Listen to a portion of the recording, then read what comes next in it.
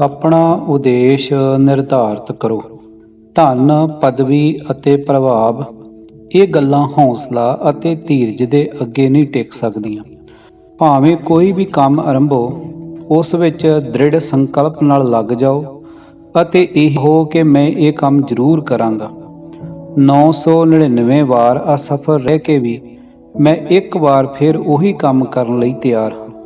ਜੋ ਵਿਅਕਤੀ ਆਪਣੇ ਵਿਚਾਰਾਂ ਨੂੰ ਪ੍ਰਗਟ ਕਰਨ ਦਾ ਇੱਛੁਕ ਹੈ, ਉਸ ਨੂੰ ਆਪਣੀ ਭਾਸ਼ਾ ਸਾਫ਼, ਸਪਸ਼ਟ, ਸੰਖੇਪ, ਭਾਵਪੂਰਤ ਅਤੇ ਆਮ ਜਨਤਾ ਦੇ ਸਾਹਮਣੇ ਬੋਲਣ ਵਾਲੀ, ਸਿੱਧੀ ਸਾਦੀ ਅਤੇ ਮੁਹਾਵਰੇਦਾਰ ਬਣਾਉਣੀ ਚਾਹੀਦੀ ਹੈ। ਨਾਲ ਉਹਨਾਂ ਨੂੰ ਆਪਣਾ ਉਚਾਰਨ ਵੀ ਸੁਧਾਰਨਾ ਚਾਹੀਦਾ ਹੈ। ਜੇਕਰ ਤੁਸੀਂ ਜੀਵਨ ਵਿੱਚ ਉੱਨਤੀ ਕਰਨਾ ਚਾਹੁੰਦੇ ਹੋ ਤਾਂ ਸਭ ਤੋਂ ਪਹਿਲਾਂ ਆਪਣੇ ਜੀਵਨ ਦਾ ਕੋਈ ਟੀਚਾ ਉਦੇਸ਼ ਧਾਰਨ ਕਰੋ। ਬਿਨਾਂ ਉਦੇਸ਼ ਦੇ ਨਾ ਤਾਂ ਤੁਸੀਂ ਕਾਮਯਾਬ ਹੋ ਸਕੋਗੇ, ਨਾ ਹੀ ਉੱਨਤੀ ਕਰ ਸਕੋਗੇ। ਸ਼ੇਕਸਪੀਅਰ ਦੇ ਕਥਨ ਅਨੁਸਾਰ, ਜਿਸ ਗੱਲ ਨੂੰ ਪੂਰਨ ਕਰਨ ਦਾ ਨਿਸ਼ਚਾ ਕੀਤਾ ਹੈ, ਥੋੜੀ ਜਿੰਨੀ ਅਸਫਲਤਾ ਕਾਰਨ ਉਸ ਨੂੰ ਛੱਡੋ ਨਾ।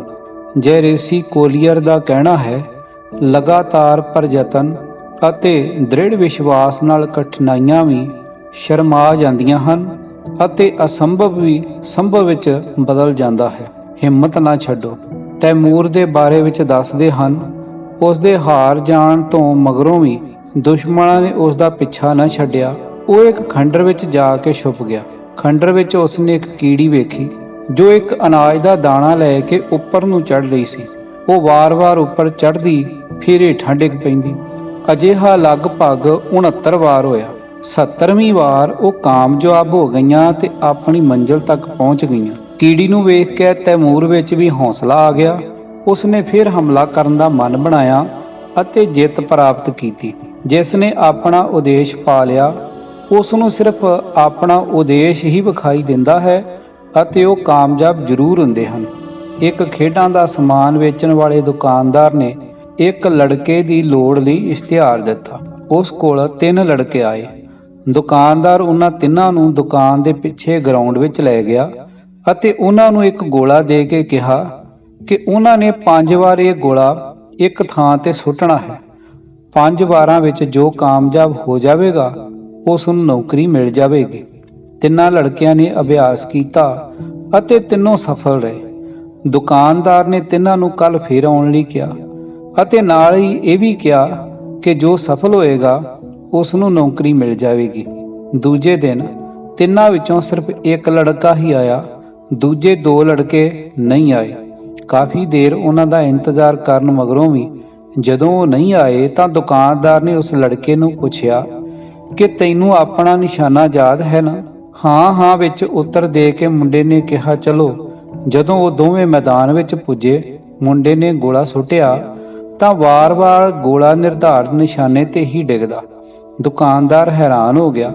ਉਸ ਨੇ ਮੁੰਡੇ ਤੋਂ ਇਸ ਦਾ ਕਾਰਨ ਪੁੱਛਿਆ ਤਾਂ ਲੜਕੇ ਨੇ ਕਿਹਾ ਕਿ ਮੈਂ ਲੋੜਵੰਦ ਹਾਂ ਅਤੇ ਨੌਕਰੀ ਕਰਕੇ ਆਪਣੇ ਮਾਂ ਦੀ ਸਹਾਇਤਾ ਕਰਨੀ ਚਾਹੁੰਦਾ ਹਾਂ, ਇਸ ਲਈ ਮੈਂ ਰਾਤ ਭਰ ਲਕਸ਼ ਭੇਦ ਦਾ ਅਭਿਆਸ ਕਰਦਾ ਰਿਹਾ। ਆਪਣੀ ਨਿਸ਼ਠਾ ਅਤੇ ਮਿਹਨਤ ਨਾਲ ਲੜਕੇ ਨੇ ਆਪਣਾ ਸਦਗੁਣ ਦਾ ਪ੍ਰਯੋਗ ਕੀਤਾ ਅਤੇ ਨੌਕਰੀ ਪਾਉਣ ਵਿੱਚ ਸਫਲਤਾ ਹਾਸਲ ਕੀਤੀ।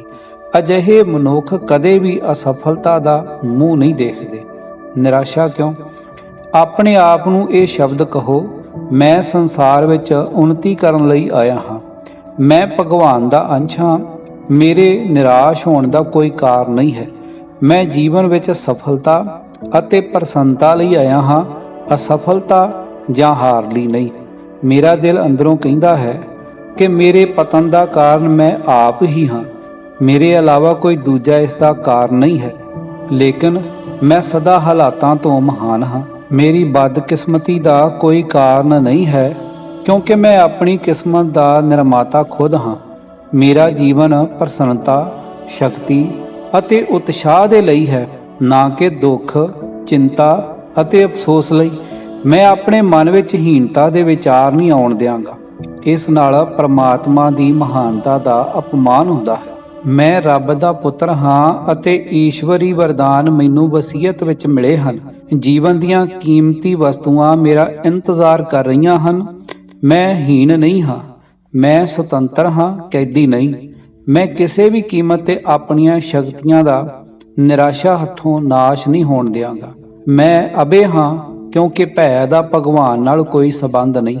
ਮੈਨੂੰ ਕਿਸੇ ਚੀਜ਼ ਦੀ ਕਮੀ ਨਹੀਂ। ਸ੍ਰਿਸ਼ਟੀ ਦੀ ਹਰੇਕ ਵਸਤੂ ਤੇ ਮੇਰਾ ਅਧਿਕਾਰ ਹੈ। ਮੇਰੀ ਨਿਰਾਸ਼ਾ ਇਹੀ ਸਿੱਧ ਕਰਦੀ ਹੈ ਕਿ ਮੇਰਾ ਈਸ਼ਵਰ ਤੇ ਕੋਈ ਵਿਸ਼ਵਾਸ ਨਹੀਂ ਅਤੇ ਮੈਂ ਕਿਸੇ ਦਾਨਵੀ ਸ਼ਕਤੀ ਨੂੰ ਈਸ਼ਵਰ ਤੋਂ ਜ਼ਿਆਦਾ ਮਹਾਨ ਮੰਨਦਾ ਹਾਂ। ਇਹ ਮੇਰੇ ਲਈ ਤੇ ਘਾਰ ਦੀ ਗੱਲ ਹੈ। ਹੁਣ ਮੈਂ ਇਹੀ ਨਿਸ਼ਚਾ ਕਰਕੇ ਚਿੰਤਾ ਮੁਕਤ ਹੋ ਜਾਵਾਂਗਾ ਕਿ ਮੇਰੇ ਸਾਰੇ ਜੀਵਨ ਦੀ ਜ਼ਿੰਮੇਵਾਰੀ ਉਸ ਸਰਬ ਸ਼ਕਤੀਮਾਨ ਪਰਮਾਤਮਾ ਦੇ ਹੱਥਾਂ ਵਿੱਚ ਹੈ, ਜੋ ਸੰਪੂਰਨ ਸ੍ਰਿਸ਼ਟੀ ਦਾ ਰਚਣਹਾਰ ਹੈ। ਈਸ਼ਵਰ ਤੋਂ ਭਿੰਨਤਾ ਦੀ ਭਾਵਨਾ ਹੀ ਸਾਡੀਆਂ ਸਾਰੀਆਂ ਚਿੰਤਾਵਾਂ ਦਾ ਮੂਲ ਕਾਰਨ ਹੈ।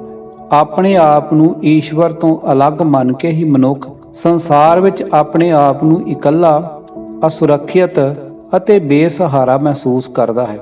ਜੋ ਵਿਅਕਤੀ ਈਸ਼ਵਰ ਨੂੰ ਸਦਾ ਆਪਣੇ ਕੋਲ ਸਮਝਦਾ ਹੈ, ਉਹ ਸਾਰੇ ਦੁਸ਼ਟ ਕਰਮਾਂ ਤੋਂ ਬਚ ਜਾਂਦਾ ਹੈ ਅਤੇ ਸਾਰੇ ਪ੍ਰਕਾਰ ਦੀਆਂ ਉਦਾਸੀਆਂ ਅਤੇ ਕਸ਼ਟਾਂ ਤੋਂ ਮੁਕਤ ਹੋ ਜਾਂਦਾ ਹੈ। ਉਦੇਸ਼ ਤੇ ਦ੍ਰਿਸ਼ਟੀ। ਜੋ ਲੋਕ ਅਸਲ ਵਿੱਚ ਜੀਵਨ ਵਿੱਚ ਕੁਝ ਬਣਨਾ ਚਾਹੁੰਦੇ ਹਨ ਅਤੇ ਅਸਲ ਵਿੱਚ ਤਰੱਕੀ ਕਰਨਾ ਚਾਹੁੰਦੇ ਹਨ, ਉਹ ਆਪਣੇ ਲਕਸ਼ ਤੇ ਨਜ਼ਰ ਗਡਾਈ ਰੱਖਦੇ ਹਨ ਅਤੇ ਲੋਕਾਂ ਦੀ ਪਰਵਾਹ ਨਹੀਂ ਕਰਦੇ। ਜੇਕਰ ਇਤਿਹਾਸ ਤੇ ਨਜ਼ਰ ਮਾਰੀਏ ਤਾਂ ਜਿਨ੍ਹਾਂ ਲੋਕਾਂ ਨੇ ਨਵੇਂ-ਨਵੇਂ ਇਤਿਹਾਸ ਰਚੇ ਹਨ, ਉਹ ਕਿੰਨਾ ਹਾਲਾਤਾਂ ਵਿੱਚ ਸਨ। ਉਹਨਾਂ ਨਾਲ ਕੁਝ ਵੀ ਹੋਇਆ ਹੋਵੇ, ਪਰ ਉਹਨਾਂ ਨੇ ਆਪਣਾ ਟੀਚਾ ਨਹੀਂ ਛੱਡਿਆ। ਉਹ ਤਰੱਕੀ ਦੇ ਸਿਖਰ ਤੇ ਪੁੱਜੇ ਤਾਂ ਦੁਨੀਆ ਨੇ ਉਹਨਾਂ ਨੂੰ ਦੇਖਿਆ। ਜੇਕਰ ਤੁਸੀਂ ਬੇਕਾਰ ਹੋ, ਗਰੀਬ ਹੋ ਤਾਂ ਉਠੋ, ਹਿਰਦੇ ਨੂੰ ਉਤਸ਼ਾਹ ਨਾਲ ਪੂਰਨ ਕਰੋ। ਕਮੀ ਅਤੇ ਗਰੀਬੀ ਦੇ ਹਰੇਕ ਵਿਚਾਰ ਨੂੰ ਕੱਢ ਕੇ ਬਾਹਰ ਸੁੱਟ ਦਿਓ। ਆਪਣੇ ਮਨ ਵਿੱਚ ਸੁਪੰਨਤਾ, ਖੁਸ਼ਹਾਲੀ ਅਤੇ ਸਭ ਪ੍ਰਕਾਰ ਦੀਆਂ ਚੰਗੀਆਂ ਚੀਜ਼ਾਂ ਦੇ ਚਿੱਤਰ ਬਣਾਓ। ਤੁਹਾਡੇ ਲਈ ਇਹ ਸਭ ਚੀਜ਼ਾਂ ਪੇਸ਼ ਕਰਨ ਨੂੰ ਸ੍ਰਿਸ਼ਟੀ ਦੀ ਮਿੱਥੀ ਯੋਜਨਾ ਹੈ। ਧਰਮ ਗ੍ਰੰਥਾਂ ਨੂੰ ਪੜ੍ਹੋ, ਉਹਨਾਂ ਵਿੱਚ ਸ੍ਰਿਸ਼ਟੀ ਦੀ ਪ੍ਰਤਿਗਿਆ ਦਾ ਵਿਖਿਆਨ ਹੈ। ਇਸ ਗੱਲ ਦਾ ਦ੍ਰਿੜਤਾ ਨਾਲ ਇਨਕਾਰ ਕਰੋ ਕਿ ਤੁਸੀਂ ਗਰੀਬ ਤੋਂ ਦੁਖੀ ਹੋ ਅਤੇ ਆਪਣੇ ਆਪ ਨੂੰ ਬਦਕਿਸਮਤ ਸਮਝਦੇ ਹੋ। ਤੁਸੀਂ ਊਰਜਾ ਭਰਪੂਰ ਹੋ, ਕਿਸਮਤ ਵਾਲੇ ਹੋ, ਸੰਪੰਨ ਹੋ, ਮਹਾਨ ਸ਼ਕਤੀਸ਼ਾਲੀ ਹੋ। ਤੁਹਾਨੂੰ ਸਫਲਤਾ ਜ਼ਰੂਰ ਮਿਲੇਗੀ। ਅਜਿਹੇ ਵਿਚਾਰਾਂ ਦੇ ਆਉਂਦੇ ਹੀ ਤੁਸੀਂ ਸਫਲ ਹੋ ਜਾਓਗੇ। ਜੜ ਪ੍ਰਕਿਰਤੀ ਦੀ ਭਲਾ ਕੀ ਹਿੰਮਤ ਹੈ ਕਿ ਮਨੁੱਖ ਨੂੰ ਰੋਕੇ, ਭਾਵ ਉਸ ਮਨੁੱਖ ਨੂੰ ਜਿਸ ਨੂੰ ਕੁਦਰਤ ਨੇ ਆਪਣੇ ਹੱਥਾਂ ਨਾਲ ਬਣਾਇਆ ਹੈ। ਇੱਕ ਆਦਮੀ ਕਿਸੇ ਖਾਨ ਦਾ ਮਾਲਕ ਸੀ। ਉਸ ਦਾ ਅੰਦਾਜ਼ਾ ਸੀ ਕਿ ਉਸ ਦੀ ਖਾਨ ਵਿੱਚੋਂ ਸੋਨਾ ਨਿਕਲੇਗਾ। ਇਸੇ ਉਮੀਦ ਵਿੱਚ ਉਸਨੇ ਕਾਫੀ ਲੰਬੀ ਸੁਰੰਗ ਖੁਦਵਾਈ, ਜਿਸ ਤੇ ਉਸਦਾ ਲੱਖਾਂ ਰੁਪਇਆ ਖਰਚ ਹੋ ਗਿਆ। 1.5 ਸਾਲ ਦੀ ਮਿਹਨਤ ਬੇਕਾਰ ਗਈ, ਸੋਨਾ ਨਹੀਂ ਨਿਕਲਿਆ। ਉਸਨੇ ਖਾਨ ਕਿਸੇ ਦੂਜੀ ਕੰਪਨੀ ਨੂੰ ਵੇਚ ਦਿੱਤੀ। ਦੂਜੀ ਕੰਪਨੀ ਨੇ ਉੱਥੋਂ ਹੀ ਕੰਮ ਸ਼ੁਰੂ ਕਰ ਦਿੱਤਾ ਜਿੱਥੇ ਉਸਨੇ ਛੱਡਿਆ ਸੀ। ਉਸੇ ਸੁਰੰਗ ਦੀ ਗਜ ਭਰ ਖੁਦਾਈ ਕਰਨ ਮਗਰੋਂ ਸੋਨਾ ਧਾਤੂ ਹੱਥ ਲੱਗ ਗਈ।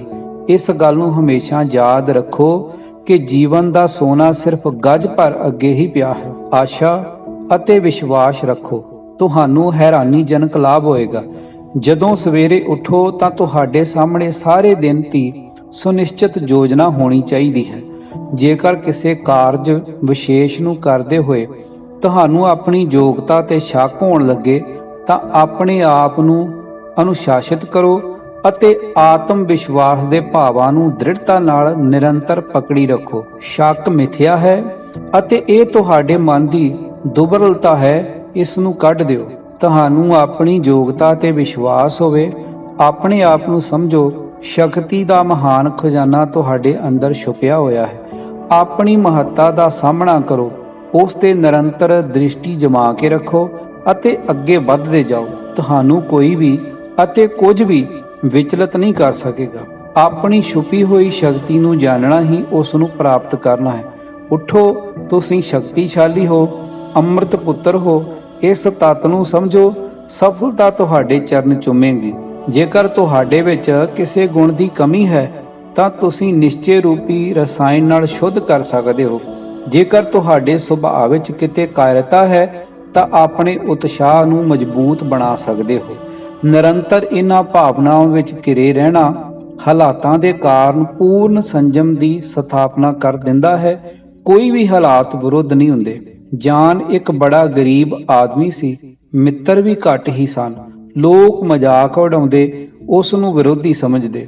ਵੱਡੇ ਲੋਕ ਵੀ ਉਸ ਨੂੰ ਨਿਰ ਉਤਸ਼ਾਹਿਤ ਕਰਦੇ, ਧੱਕੇ ਦਿੰਦੇ, ਪਰ ਫਿਰ ਵੀ ਉਹ ਆਪਣੇ ਮਿੱਤਰਾਂ ਨਾਲ ਲੱਗਾ ਰਹਿੰਦਾ। ਇੱਕ ਦਿਨ ਉਸ ਨੇ ਵਾਸ਼ਪੀ ਬੇੜੀ ਡੇਲਾਵੇਅਰ ਵਿੱਚ ਚਲਾ ਕੇ ਵਿਖਾ ਦਿੱਤੀ, ਜੋ ਪ੍ਰਵਾਹ ਜਾਂ ਗਤੀ ਦੇ ਨਾਲ 800 ਮੀਲ ਹੋਰ ਉਲਟੀ ਦਿਸ਼ਾ ਵਿੱਚ 6 ਮੀਲ ਪ੍ਰਤੀ ਘੰਟੇ ਦੀ ਗਤੀ ਨਾਲ ਦੌੜ ਸਕਦੀ ਸੀ। ਇਸ ਤਰ੍ਹਾਂ ਜੋ ਲੋਕ ਅਸਲ ਵਿੱਚ ਜੀਵਨ ਵਿੱਚ ਕੁਝ ਬਣਨਾ ਚਾਹੁੰਦੇ ਹਨ, ਅਸਲ ਵਿੱਚ ਤਰੱਕੀ ਕਰਨਾ ਚਾਹੁੰਦੇ ਹਨ, ਤਾਂ ਉਹ ਆਪਣੇ ਟੀਚੇ ਤੇ ਨਜ਼ਰਾਂ ਗਡਾਈ ਰੱਖਣ। ਤੁਹਾਡੀ ਨਜ਼ਰ ਆਪਣੇ ਟੀਚੇ ਤੇ ਟਿਕੀ ਰਹੇ। ਲੋਕਾਂ ਦੀ ਪਰਵਾਹ ਨਾ ਕਰੋ। ਤੁਸੀਂ ਇੱਕ ਵਾਰ ਇਤਿਹਾਸ ਤੇ ਨਜ਼ਰ ਮਾਰੋ। ਜਿਨ੍ਹਾਂ ਲੋਕਾਂ ਨੇ ਨਵੇਂ-ਨਵੇਂ ਇਤਿਹਾਸ ਰਚੇ ਹਨ, ਉਹ ਜਿਨ੍ਹਾਂ ਹਾਲਾਤਾਂ ਵਿੱਚੋਂ ਗੁਜ਼ਰੇ, ਉਹਨਾਂ ਨਾਲ ਕੀ ਕੁਝ ਵਿਚਰਿਆ, ਪਰੰਤੂ ਉਹਨਾਂ ਨੇ ਆਪਣੇ ਲਕਸ਼ ਨੂੰ ਨਹੀਂ ਛੱਡਿਆ। ਉਹ ਉੱਨਤੀ ਦੇ ਸਿਖਰ ਤੇ ਪਹੁੰਚੇ ਤਾਂ ਦੁਨੀਆ ਨੇ ਦੇਖਿਆ। ਸਾਈਕਲ ਦਾ ਪ੍ਰਯੋਗ ਪਹਿਲਾਂ ਬਾਜ਼ੀਗਰਾਂ ਤੱਕ ਹੀ ਸੀਮਤ ਸੀ। ਚੈਨ ਦਾ ਰਿਵਾਜ ਹੋਇਆ ਤਾਂ ਸੇਫਟੀ ਵਹੀਲ ਚੱਲ ਨਿਕਲਿਆ, ਜਿਸ ਤੋਂ ਸਾਈਕਲ ਦੀ ਪ੍ਰਸਿੱਧੀ ਵਧੀ। ਫਿਰ ਟਾਇਰ ਕ੍ਰਾਂਤੀ ਹੋਈ ਅਤੇ ਟਾਇਰਾਂ ਦੇ ਚੱਲਦੇ ਸਾਈਕਲ ਦੇ ਟਾਇਰਾਂ ਵਿੱਚ ਵੀ ਪਰਿਵਰਤਨ ਹੋਇਆ। ਇਨਸਾਨੀ ਪ੍ਰਵਿਰਤੀ ਦੇ ਮੁਤਾਬਕ ਜਦੋਂ ਕੋਈ ਵਿਅਕਤੀ ਸਫਲਤਾ ਪਾ ਲੈਂਦਾ ਹੈ ਤਾਂ ਅਸੀਂ ਉਸ ਤੋਂ ਈਰਖਾ ਕਰਦੇ ਹਾਂ, ਪਰ ਅਸੀਂ ਇਹ ਨਹੀਂ ਜਾਣਦੇ ਕਿ ਇਸ ਸਫਲਤਾ ਪਿੱਛੇ ਕਿੰਨੇ ਲੰਮੇ ਸਮੇਂ ਦਾ ਸੰਘਰਸ਼ ਹੈ ਜੋ ਉਸਨੇ ਕੀਤਾ ਹੈ। ਦ੍ਰਿੜ ਸੰਕਲਪ ਦੁਆਰਾ ਉਦੇਸ਼ ਦੀ ਪ੍ਰਾਪਤੀ। ਕਿਸੇ ਵੀ ਕੰਮ ਵਿੱਚ ਇਸ ਸੰਕਲਪ ਨਾਲ ਲੱਗੇ ਰਹੋ ਕਿ ਤੁਹਾਡਾ ਸਭ ਕੁਝ ਇਹੀ ਹੈ। ਤੁਸੀਂ ਉਸ ਤੋਂ ਪੂਰਾ ਲਾਭ ਉਠਾਓਗੇ, ਕਿਉਂਕਿ ਤੁਸੀਂ ਉਸ ਦਾ ਠੀਕ ਮੁੱਲ ਤਾਰ ਦਿੱਤਾ ਹੈ। ਇਹ ਮੁੱਲ ਹੈ ਇਮਾਨਦਾਰੀ, ਮਿਹਨਤ ਅਤੇ ਬੁੱਧੀ ਨਾਲ ਕੰਮ ਕਰਨਾ। ਜੀਵਨ ਸੰਘਰਸ਼ ਦੇ ਇਲਾਵਾ ਕੀ ਹੈ? ਆਪਣੇ ਮਨ ਵਿੱਚ ਕੇਵਲ ਆਪਣੇ ਆਦਰਸ਼ ਦੀ ਸਰਵਗੁਣ ਸੰਪੰਨ ਮੂਰਤੀ ਦਾ ਹੀ ਧਿਆਨ ਰੱਖੋ। ਉਸ ਆਦਰਸ਼ ਦੀ ਪ੍ਰਤੀਮੂਰਤੀ ਦਾ ਨਿਰਮਾਣ ਕਰਨ ਦਾ ਯਤਨ ਕਰੋ, ਜਿਸ ਦਾ ਤੁਸੀਂ ਦ੍ਰਿੜ ਨਿਸ਼ਚਾ ਕਰ ਲਿਆ ਹੈ। ਆਪਣੇ ਆਦਰਸ਼ ਵਾਂਗ ਆਪਣੇ ਕੰਮ ਨੂੰ ਵੀ ਨਿਰਦੋਸ਼, ਤਰੁੱਟੀਹੀਣ ਬਣਾਉਣ ਲਈ ਸਖਤ ਮਿਹਨਤ ਕਰੋ। ਆਪਣੇ ਮਨ ਵਿੱਚ ਇੱਕ ਪਲ ਲਈ ਵੀ ਅਵਿਸ਼ਵਾਸ ਦੀ ਰੇਖਾ ਤੱਕ ਨਾ ਆਉਣ ਦਿਓ। ਜੇਕਰ ਉਹ ਤੁਹਾਡੇ ਮਨ ਵਿੱਚ ਆਉਣ ਦੀ ਕੋਸ਼ਿਸ਼ ਕਰੇ ਤਾਂ ਉਸ ਨੂੰ ਪਰੇ ਧੱਕ ਦਿਓ। ਸਿਰਫ ਉਮੀਦ, ਉਮੰਗ, ਉਤਸ਼ਾਹ, ਉਲਾਸ ਅਤੇ ਕਰਮਠਤਾ ਦੇ ਵਿਚਾਰਾਂ ਨੂੰ ਹੀ ਆਪਣੇ ਮਨ ਵਿੱਚ ਥਾਂ ਦਿਓ। ਕਿਸੇ ਮੋਚੀ ਨੂੰ ਇੱਕ ਵਾਰ ਪੁੱਛਿਆ ਗਿਆ ਕਿ ਉਸ ਨੂੰ ਮੋਚੀ ਬਣਨ ਵਿੱਚ ਕਿੰਨਾ ਸਮਾਂ ਲੱਗਾ, ਤਾਂ ਉਸ ਨੇ ਉੱਤਰ ਦਿੱਤਾ, ਸਾਰੀ ਉਮਰ ਚਾਹੀਦੀ ਹੈ। ਇੱਕ ਵਾਰ ਇੱਕ ਨੌਜਵਾਨ ਨੌਕਰੀ ਦੀ ਤਲਾਸ਼ ਵਿੱਚ ਇੱਧਰ ਉੱਧਰ ਭਟਕਿਆ। ਉਸ ਨੂੰ ਕਿਧਰੇ ਵੀ ਨੌਕਰੀ ਨਾ ਮਿਲੀ, ਲੇਕਿਨ ਉਸ ਨੇ ਹਿੰਮਤ ਨਹੀਂ ਹਾਰੀ। ਉਹ ਬਰਾਬਰ ਆਪਣੀ ਕੋਸ਼ਿਸ਼ ਵਿੱਚ ਲੱਗਿਆ ਰਿਹਾ। ਇੱਕ ਜਗ੍ਹਾ ਉਸ ਤੋਂ ਪੁੱਛਿਆ ਗਿਆ ਕਿ ਉਸ ਨੂੰ ਕਿਸ ਨੇ ਭੇਜਿਆ ਹੈ, ਤਾਂ ਉਸ ਨੇ ਆਪਣੀ ਅਸਫਲਤਾ ਦੀ ਸਾਰੀ ਕਹਾਣੀ ਸੁਣਾ ਦਿੱਤੀ ਅਤੇ ਇਹ ਵਿਸ਼ਵਾਸ ਵੀ ਜਤਾਇਆ ਕਿ ਉਹ ਨਿਰਾਸ਼ ਨਹੀਂ ਹੈ। ਉਸ ਨੂੰ ਪੂਰੀ ਆਸ ਹੈ ਕਿ ਇੱਕ ਦਿਨ ਜ਼ਰੂਰ ਸਫਲ ਹੋਵੇਗਾ। ਉਸ ਦਾ ਅਜਿਹਾ ਦ੍ਰਿੜ ਵਿਸ਼ਵਾਸ ਅਤੇ ਸੰਕਲਪ ਵੇਖ ਕੇ ਉਹ ਮਾਲਕ ਬੜਾ ਖੁਸ਼ ਹੋਇਆ ਅਤੇ ਉਸ ਨੇ ਉਸ ਨੂੰ ਅਰਜ਼ੀ ਦੇਣ ਲਈ ਕਿਹਾ ਅਤੇ ਸਹਾਇਤਾ ਕਰਨ ਦਾ ਵੀ ਵਾਅਦਾ ਕੀਤਾ। ਉਸ ਦੇ ਸਹੀ ਅਤੇ ਉਚਿਤ ਸ਼ਬਦਾਂ ਵਿੱਚ ਲਿਖੀ ਗਈ ਅਰਜ਼ੀ ਕਾਰਨ ਉਸ ਨੂੰ ਨੌਕਰੀ ਤੇ ਰੱਖ ਲਿਆ ਗਿਆ ਅਤੇ ਉਹ ਉਸ ਸੰਸਥਾ ਲਈ ਬੜਾ ਲਾਭਕਾਰੀ ਵੀ ਸਿੱਧ ਹੋਇਆ। ਹਿੰਮਤ ਅਤੇ ਹੌਸਲੇ ਅੱਗੇ ਧਨ, ਪਦਵੀ ਅਤੇ ਪ੍ਰਭਾਵ ਤਿੰਨੋਂ ਚੀਜ਼ਾਂ ਟੇਕ ਨਹੀਂ ਸਕਦੀਆਂ। ਭਾਵੇਂ ਕੋਈ ਵੀ ਕੰਮ ਸ਼ੁਰੂ ਕਰੋ, ਉਸ ਵਿੱਚ ਦ੍ਰਿੜ ਸੰਕਲਪ ਨਾਲ ਲੱਗੇ ਰਹੋ ਅਤੇ ਇਹੀ ਕਹੋ ਕਿ ਮੈਂ ਇਹ ਕੰਮ ਜ਼ਰੂਰ ਕਰਾਂਗਾ। ਕੰਮ ਕਰਨ ਦੀ ਪੱਕੀ ਲਗਨ ਅਤੇ ਦ੍ਰਿੜਤਾ ਹੋਣੀ ਚਾਹੀਦੀ ਹੈ। ਇਹ ਸ਼ਬਦ ਇਸੇ ਤਰ੍ਹਾਂ ਕੰਨਾਂ ਵਿੱਚ ਪੈਣੇ ਚਾਹੀਦੇ ਹਨ ਜਿਵੇਂ ਜੰਗ ਵਿੱਚ ਘੋੜੇ ਦੇ ਕੰਨਾਂ ਵਿੱਚ ਬਿਗਲ ਦੀ ਆਵਾਜ਼ ਪੈਂਦੀ ਹੈ। ਮਿਲਟਨ ਜਨਮ ਤੋਂ ਅੰਨ੍ਹਾ ਨਹੀਂ ਸੀ, ਕਿਉਂਕਿ ਉਹ ਲਗਾਤਾਰ ਲਿਖਦਾ ਰਿਹਾ, ਇਸ ਲਈ ਅੱਖਾਂ ਦੀ ਰੌਸ਼ਨੀ ਜਾਂਦੀ ਰਹੀ। ਉਸ ਨੇ ਪ੍ਰਮਾਤਮਾ ਅੱਗੇ ਅਰਦਾਸ ਕੀਤੀ, ਹੇ ਸੱਚੇ ਪਾਤਸ਼ਾਹ, ਮੈਂ ਤੈਨੂੰ ਕੋਈ ਸ਼ਿਕਾਇਤ ਨਹੀਂ ਕਰਦਾ, ਮੈਂ ਤੇਰੀ ਹਰ ਰਜ਼ਾ ਵਿੱਚ ਪ੍ਰਸੰਨ ਹਾਂ। ਬਸ ਮੈਨੂੰ ਅੱਗੇ ਵਧਣ ਦੀ ਹਿੰਮਤ ਬਖਸ਼ੀ। ਅਤੇ ਉਹ ਸੱਚੀ ਮੁੱਚੀ ਹੀ ਤਰੱਕੀ ਦੇ ਮਾਰਗ ਤੇ ਵੱਧਦਾ ਗਿਆ। ਅੰਨ੍ਹਾ ਹੋਣ ਦੇ ਬਾਵਜੂਦ ਵੀ ਉਸ ਨੇ ਬਹੁਮੁੱਲਾ ਇਤਿਹਾਸ ਅਤੇ ਸਾਹਿਤ ਦੀ ਰਚਨਾ ਕੀਤੀ। ਇਹ ਉਹਨਾਂ ਮਹਾਨ ਵਿਅਕਤੀਆਂ ਦੀ ਗੱਲ ਸੀ ਜੋ ਮੈਲੀ ਗੋਦੜੀ ਵਿੱਚ ਪੈਦਾ ਹੋਏ ਪਰ ਪਰਖਣ ਤੇ ਲਾਲ ਨਿਕਲੇ। ਦੁਨੀਆ ਦੀ ਪਰਵਾਹ ਨਾ ਕਰਦੇ ਹੋਏ ਆਪਣੇ ਟੀਚੇ ਵੱਲ ਵਧਦੇ ਰਹੋ। ਇਹੋ ਤਰੱਕੀ ਦਾ ਮੂਲ ਮੰਤਰ ਹੈ। ਦ੍ਰਿੜ ਨਿਸ਼ਚੇ ਨਾਲ ਮਿਹਨਤ ਦਾ ਖੂਹ ਪੁੱਟਣਾ ਸ਼ੁਰੂ ਕਰ ਦਿਓ, ਕਿਤੇ ਨਾ ਕਿਤੇ ਧਨ ਸੰਪਤੀ ਜ਼ਰੂਰ ਨਜ਼ਰ ਆਵੇਗੀ। ਲੇਖਕ ਸਵੇਟ ਮਾਰਟਿਨ, ਆਵਾਜ਼ ਗੁਰਜੰਟ ਸਿੰਘ ਰੂਪੋਵਾਲੀ।